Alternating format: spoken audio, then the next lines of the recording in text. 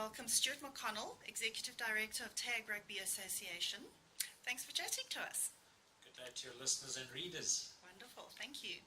Recently, you were appointed as the Chairman of the International Tag Rugby Federation. Congratulations. Thank you very much. You must have been very excited. Yeah, thank you. Recently, in the beginning of January, we held a conference with the big tag rugby playing nations of the world. And I was voted in as chairman, which is very nice. It's an honour to have been selected as the chairman from these massive tag rugby playing countries. So there's a lot of hard work ahead. We need to formalise the organisation, get structures in place, but it's very exciting, both for the International Tag Rugby Federation and for Tag Rugby in South Africa, for us to get recognition. It's not only about me, we've got a lovely team of guys and girls that are growing the game every single day in this country. So Stuart, what does this new role entail for you?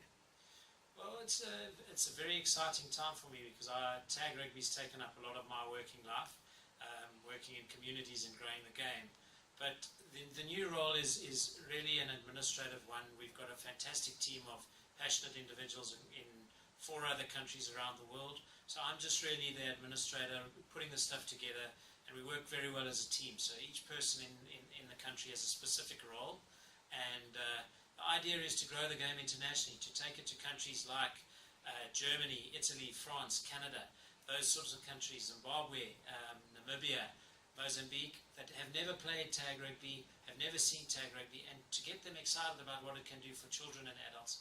And also, our big focus for the International Tag Federation is the Tag Rugby World Cup, which is held every 3 years, and we've got an exciting announcement to be made in April, which we will give to Game On definitely, as to where the next one is going to be held. It's in 2018, November 2018, and it's going to either be in New Zealand or Australia. So it's very exciting, especially for those people that haven't travelled and haven't played international sport. There are 160 plus teams that play, so it is a massive event and a great event to organise and to be part of. Will this tag tournament that we're talking about, is it for adults or for children?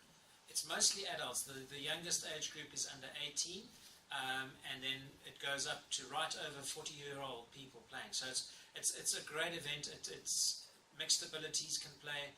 You get selected in a team, you represent your country, and you go on an overseas tour to a World Cup. I mean, that's phenomenal for someone who hasn't had an opportunity to play a sport at a high level, who might be getting on in the years but still fit enough to play and loves the game. If they play in our adult leagues in South Africa, they're more than welcome to come to our nationals, which are coming up in June, and they can get selected to represent South Africa at the Tag World Cup.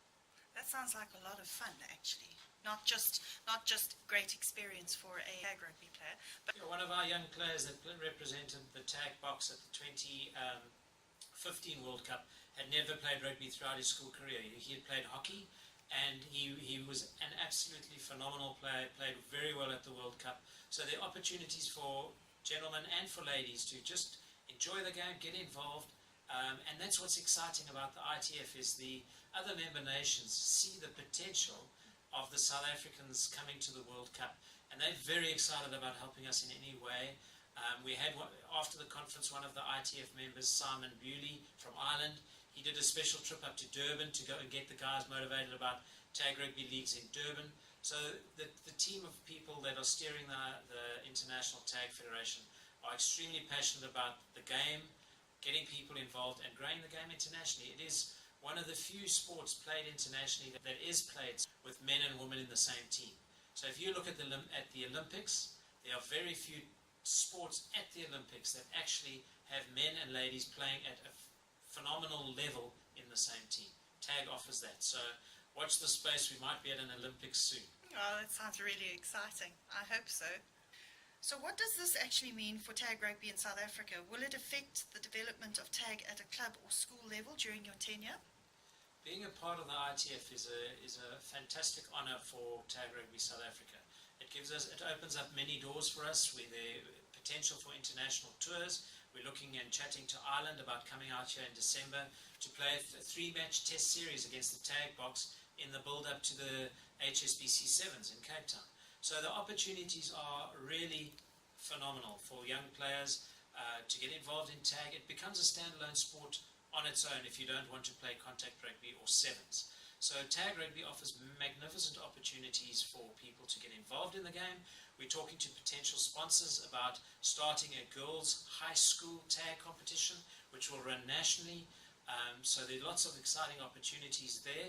In terms of just the adult space, there are opportunities to meet people from different countries. We're looking at working with the ITF to do an exchange program with referees, where our young referees from all communities in South Africa can go overseas to Ireland, to England, to Australia, to New Zealand, to see how they do it. Stuart, as we bring your sharing to a close with us, what opportunities are there at the moment for young school leavers, youngsters who've been involved in tag at a school level, who love tag and they want to go a bit further and get involved in the association's programs? What do they do and what is available? Well, we've got a fantastic program that's been running for a number of years. We work with CPUT and ETA and overseas students like Gary, who you've just heard from, who've looked us up on the web and have wanted to get involved and come and see and get involved, roll their sleeves up and get involved in our programs. So we have an internship program where you can just show an interest. If we have an opportunity or a space, we do not turn anybody away.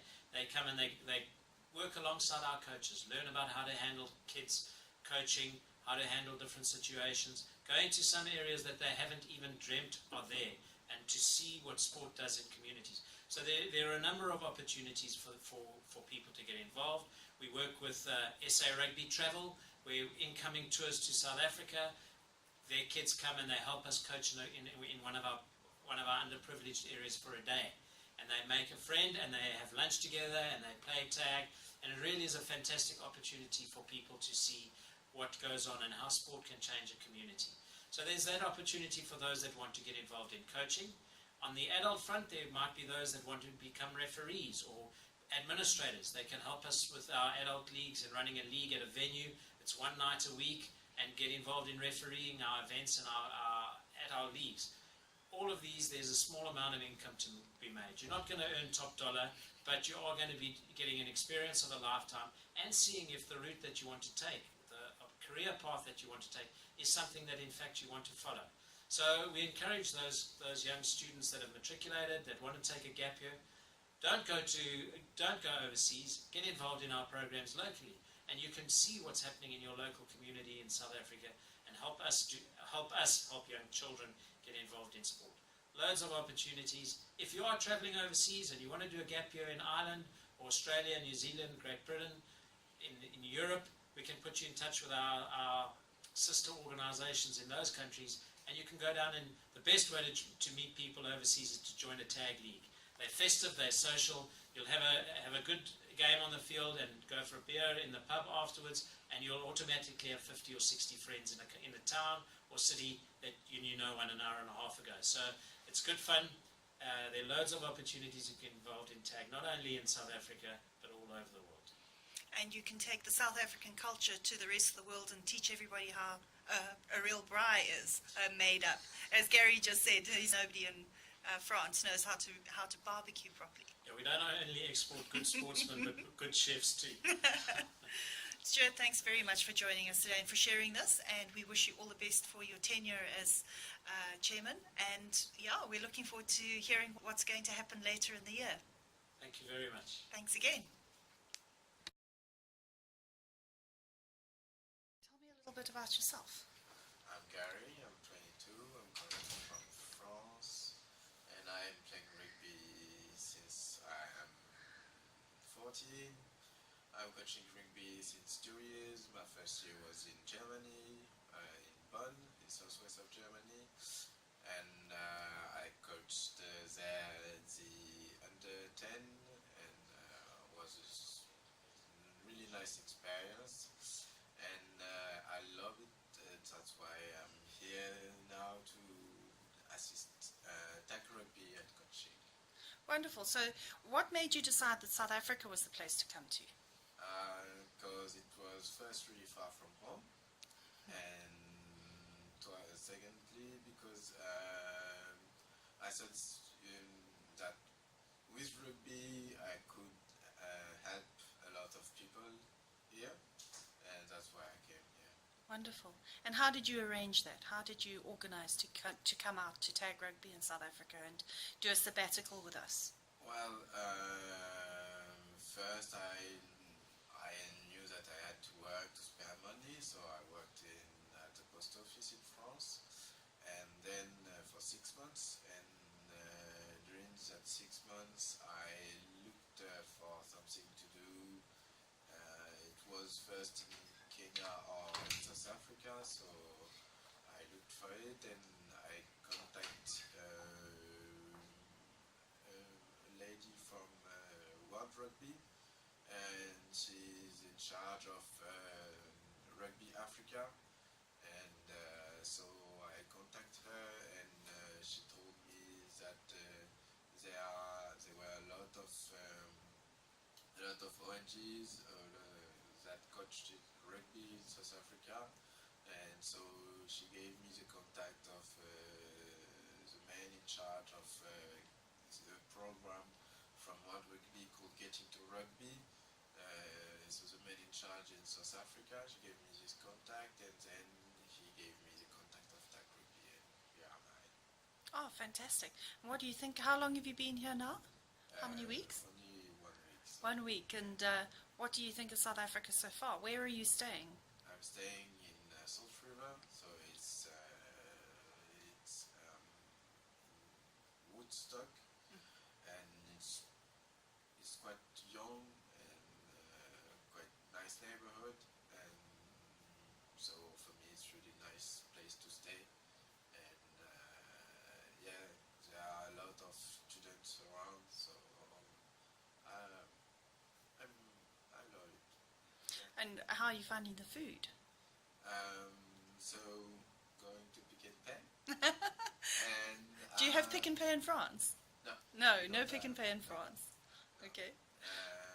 But well, it's nice here because we can go to Pick and Pay, or we can also go outside To a in takeaway. restaurant, and to takeaway, or even in a restaurant, because it's almost the same price. Yes. But in France, when you go to a restaurant, you have to spare. It's very spare expensive. money before, and you probably go to a kind of Pick and Pay. I know you haven't been here long, but what have you enjoyed most in the food arena in South Africa? The food Have you tried anything new? Tried anything new? Did I? That you can't get in I France? would say Yeah. that braai A braai? are not the same here than in France, because we don't know how to do a proper barbecue. So, different flavors, isn't it? Yeah, And it's a different culture. yeah. It's big. It's very big in South Africa. Yeah, that's Yes. it. In France, it's so little, and we don't know how to use a barbecue. So I you're going to be able to go home and teach people something new. Yeah, Maybe you can be the new French braai master. yeah, maybe. There we go. Maybe. And tag master. Yeah, that's it. Oh, thanks for sharing. You're welcome.